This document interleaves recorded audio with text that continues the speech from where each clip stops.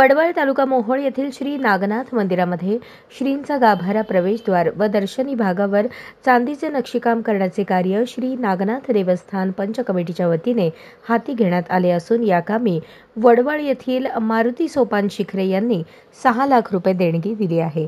सध्या या प्रवेशद्वाराचे काम सुरू असून श्रावण महिन्यातील मुहूर्त साधून या प्रवेशद्वाराची तयार करण्यात आलेल्या रचनेची शिखरे यांच्या घरातून सोलापूर येथील विश्वविनायक वाद्यवृंदाच्या ढोल ताशांच्या गजरात सवाद्य मिरवणूक काढण्यात आली।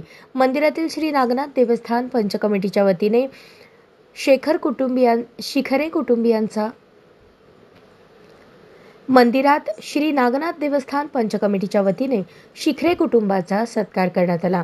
यावेळी खरगे महाराज, आकाशबुवा शिवपूजे, पोपटबुवा शिवपूजे, पंच कमिटीचे अध्यक्ष श्रीकांत शिवपूजे, उपाध्यक्ष शाहीर पवार, सचिव शाहू शिवपूजे, विश्वस्त रघुनाथ मोकाशी, महेश कोटीवाले, दयानंद शिवपूजे, युवराज शिवपूजे, महादेव ननावरे, दत्तात्रय लामतुरे, रोहिदास शिखरे, बाळू शिखरे आदी उपस्थित होते।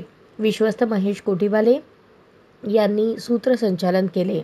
अशाच नवनवीन अपडेटसाठी जनता राज्य न्यूज चॅनलला सबस्क्राइब करा, लाईक करा आणि शेअर करायला विसरू नका।